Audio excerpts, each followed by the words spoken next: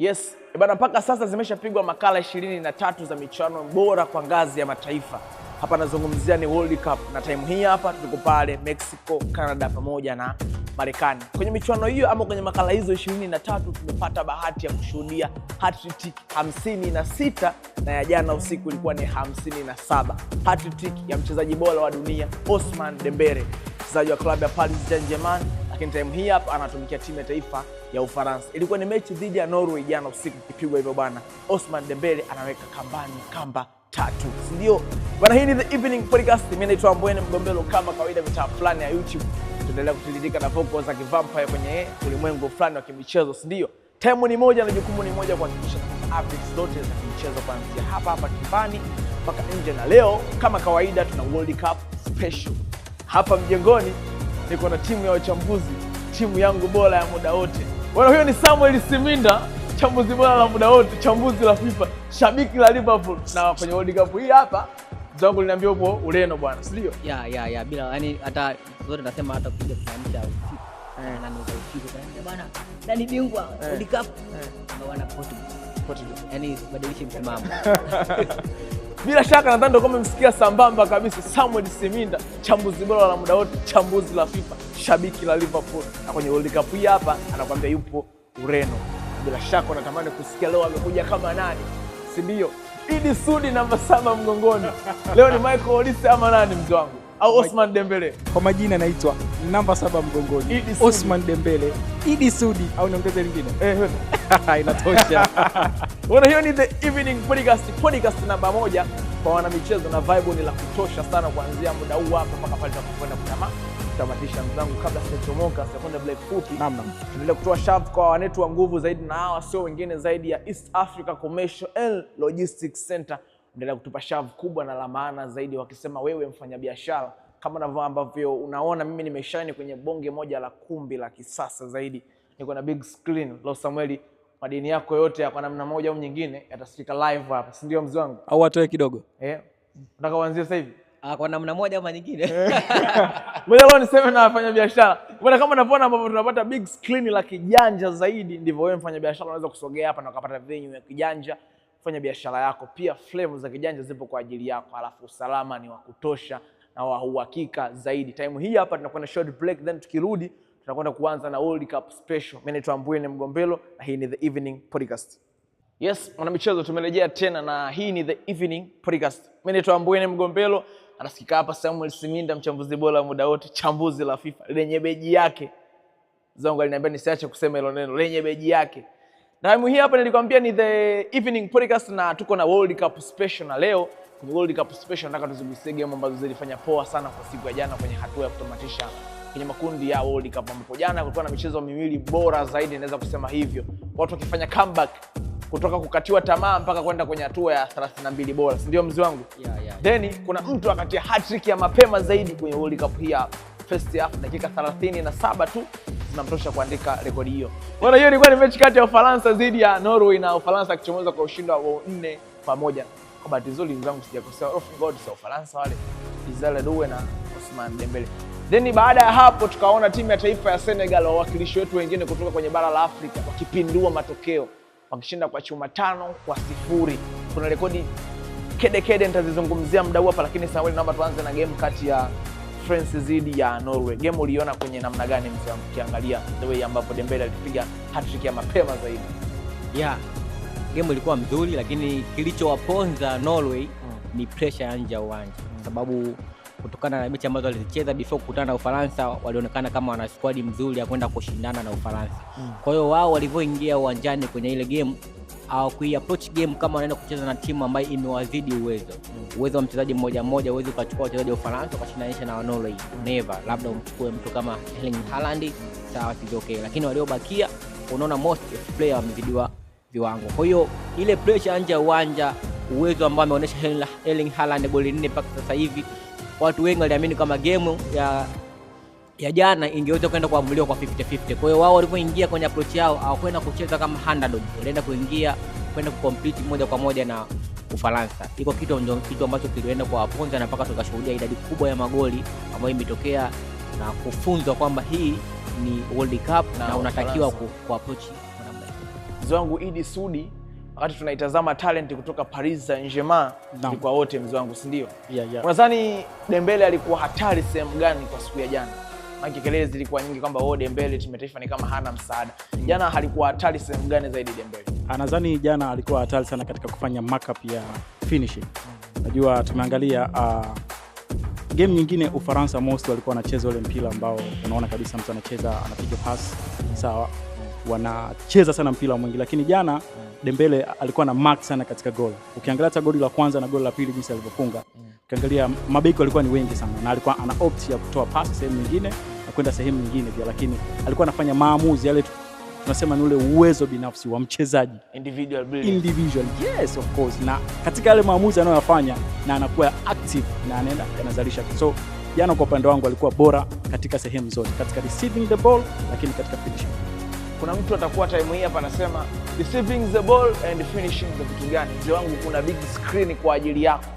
Dakika hii hapo una dakika moja kusimama na kutuelezea namna ambavyo movement ya goli la kwanza lilikuwa, mzee wangu, ndio? Yeah, kabisa. Samuel, dakika unazo za kutosha sana mzee wangu. Time hii hapa mwache Idi Sudi atueleze ni kwa namna gani ambavyo bao la Ousmane Dembele move ilianzia hapa. Ndio mzee wangu. Yes, move. Tunaona mpira unakabwa hapa. Yes, kabisa. Na huyu ni Mike, huyu ni Captain Tulam kama sivyo. Yes. Then Captain Tulam anafanya marking ya mpira. It's Kone. Yes, Kone anafanya mark, then Kylian Mbappe anachukua. Na tumsifu Mbappe kwanza, jambo la kwanza, kwa sababu alipopata mpira jicho lake la kwanza lilikuwa kwa Ousmane Dembele, kwa sababu alimuona alikuwa kwenye free zone na alikuwa katika mwendo pia, kwa moja speed, akampa speed mwenzie. Sawa,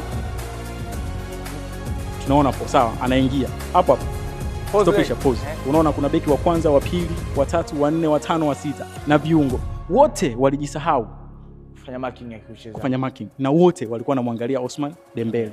Katika kumwangalia Ousmane Dembele alikuwa na option pia ya kuweka mpira hapa. Hii yote ni nafasi ambayo Kylian Mbappe angeweza kufanya nini, kufunga tena kwa urahisi kabisa, lakini alipo turn kuingia huku mabeki wengi walijaa hili sehemu, kwa hapa hakuna nafasi tena. Kwa hiyo ilimlazimu yeye mwenyewe atumie sasa ule uwezo binafsi. Alipoingia akarudi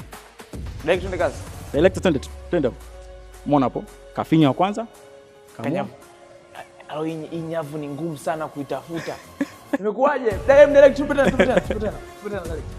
Hii nyavu ni ngumu sana kuitafuta. Tunasema uwezo binafsi. Individual.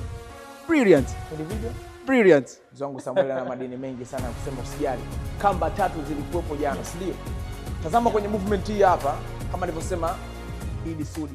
Look the way Dembele alipo. Samuel, ni kitu gani ambacho kinamtofautisha mchezaji classic na mchezaji wa kawaida kwenye session ya kuwa wing? Swali zuri. Kwanza mchezaji wa kawaida na top class wings za sasa hivi, kwanza ni lazima uwe mtu ambaye unafanya cutting. John. Sizungumzie mbali. Director yuko na wewe sambamba kabisa. Director atatusaidia tuone kitu kimoja. Kipindi Kone pale anapola mpira, anampasia Kylian Mbappe. Mbappe before anaupokea, kabla hajaupokea mpira alifanya scanning. Aliangalia chini, akaangalia juu, akaja kugundua kwamba Ousmane Dembele amefungua kule juu. Kipindi anaipokea ile pass, angalia Ousmane Dembele, pass iko hapa inapita katikati yao. Aliskani pia. Akaipokea pale. Angalia namna ambavyo anafanya dribbling yake. Dribbling yake kwanza, mpira anapovuta, angalia hajauvuta huko. Hii maana yake ni wings za kisasa. Wings za zamani kwa mpira akivuta afanye receiving kwa mguu, anafanya receiving kwa ule mguu. Then anaupiga mpira juu. Lakini angalia anachofanya Ousmane Dembele, anafanya receiving kwa huo mguu ambao yeye akifanya receiving kwa mguu wa kushoto, bora italiona hivi. Anavuta mpira kwenye pengo ambayo yeye anaweza kuliona goli likiwa 90 degrees kwa 90. So kwa namna moja ama nyingine hiyo inaonyesha kwamba yeye ni wings za kisasa, kwa sababu hajafanya zile movement za kukimbia kwenye chaki ambazo mara nyingi tulikuwa tunamzungumzia mtu kama Tuisila Kisinda enzi zile tulikuwa tunamwona. Hata Ousmane Gareth Bale kile kipindi tulikuwa tunaona anafanya sana dribbling za hivi. Hii inaonyesha kwa namna gani yeye ni wing ya kisasa, anachukua mali, anatani yake kushoto, anaangalia goli kwa makini, anafunga. Na kitu kingine ambacho kinawatofautisha wing ya kisasa na wa zamani, angalia yengo ambayo anafunga Ousmane Dembele. Wachezaji 1 2 3 4 5 6 wote wameenda kufanya marking kwa Ousmane Dembele.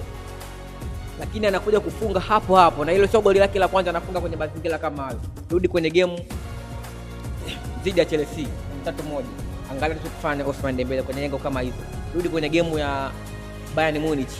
Angalia goli anafunga kwenye mazingira kama hayo. Anaonyesha namna gani ana uwezo mkubwa wa kufunga na utulivu. Hengo kama ile ni hengo ngumu zaidi. Kwanza anatakiwa asifiwe Kylian Mbappe kwa pasi ambayo ameipiga, lakini anatakiwa asifie zaidi Ousmane Dembele kwa kitu alichokifanya. Bwana, msizani kama mnanidai washikaji zangu wa The Evening Podcast. Mimi nataka nikuulize wewe swali moja kubwa na la msingi muda huu hapa. Uchambuzi kama huu wa chambuzi la FIFA utautoa wapi? Bwana, mimi naitwa Mbwene Mgombelo na hii ni The Evening Podcast, ndio ambapo sisi tunafanya zote vyote muda wote na inakuwa bora kama hivi unavyoona. Wazee wangu mmetemba madini mengi sana. Ilikuwa ni kamba ya kwanza ya Ousmane Dembele, ndio? Yeah. Kuna kitu kimoja natamani kukifahamu kutokea kwenu. Ni kwamba lazima unapokuwa winga uwe creative ama uwe mfungaji zaidi? Lazima uwe creative zaidi. Creative zaidi. Yes. Lazima uwe mfungaji zaidi. So kuna namna wale ambao washikaji walikuwa na mhukumu Dembele kwamba design kama kwenye World Cup hii amepoa, wanamuonea tu mshikaji. Wanamuonea sana. Sababu timu inahitaji afunge. Exactly. Samuel, umekuwa ukisifia sana uwezo wa Kylian Mbappe. Kumekuwa na fununu nyingi sana zikisemekana kwamba jamani dikteta na kuna namna fulani hapendi kuushia the way ya style yake ya uchezaji na wenzake. Natamani yeye ndio mtu ambaye anakuwa mtu wa mwisho kureceive mara. Umesifia sana hii pass. Kwa hiyo inaonyesha dhahiri kabisa kwamba Kylian Mbappe anajua atakuwa creative kwa wenzake. Yeah, it is true. Assist mbili jana akatoa. Angalia assist ya kwanza anatoa. Angalia assist yake ya pili pia anaitoa. Anatoa kwenye mazingira ambayo yanafanana.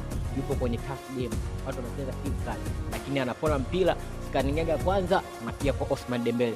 Kwanza haya ni magoli ambayo kwa namna moja ama nyingine lazima tukubaliane ya kwamba haya ni magoli ya mazoezini, kwa sababu kwa mazingira ambayo Ousmane Kylian Mbappe anachukua mpira, kwa mtu wa kawaida hapa atapiga pasi hapo eneo la katikati. Hizo hapa. Yeah, atapiga hapa eneo la katikati ili timu icheze iwe inasogea juu. Kwa maana yake kwa namna moja angerudi chini ili inapopekano wao ndio wafanyaje waanzishe nini mashambulizi, lakini yeye moja kwa moja akapiga juu. Maana yake haya ni magoli ya mazoezini. Alishasoma kabisa. Yeah, alishajua kwamba mimi nikipokea mali hapa nikimpiga kule Ousmane Dembele moja kwa moja. Na hizi ni sifa za wings za Ufaransa, lazima tukubaliane. Maana yake unapomzungumzia mtu kama Diallo pia ana speed na skills kubwa, anaweza kufunga. Unapomzungumzia mtu kama Ousmane Dembele ana speed, ana uwezo mkubwa kufunga, ana skills. Unapomzungumzia mtu kama Michael Olise pia the same naye ipo kama hao. Kwa hiyo hii ni moja ya advantage kubwa ya wachezaji wa Ufaransa. Kwa hiyo hiki ni kitu ambacho mara nyingi timu hawezi kufanya kitu from nowhere. Hiki ni kitu ambacho kinafanyika mazoezini, na ile ni uwezo mkubwa sana wa Kylian Mbappe kuskani before kupokea pasi. Sababu ukiangalia Ousmane Dembele before kupokea pasi alikuwa huko kwenye mstari wa katikati. Walikuwa na mabeki wawili pale na wote tulikuwa tunamwangalia Kylian Mbappe. Yeye alikuwa na uwezo kupiga pasi hapa, yeye afungue akae pale katikati ili wao wampitie pale pasi afunge, lakini alichoamua option yake ya kwanza ni kupiga pasi kule juu. Sahihi sana. Bwana, huyo ni Samuel Siminda na hii ni The Evening Podcast. Mchambuzi bora wa muda wote. Bwana, mimi ninavyosema hivyo sikosei washikaji zangu. Namfahamu huyu jamaa toka way back.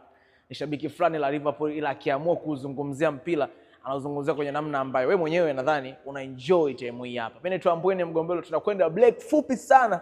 Tukirudi tunakuja na wanetu wa rekodi Senegal. Ndio wazee wangu? Yeah. Sahihi kabisa.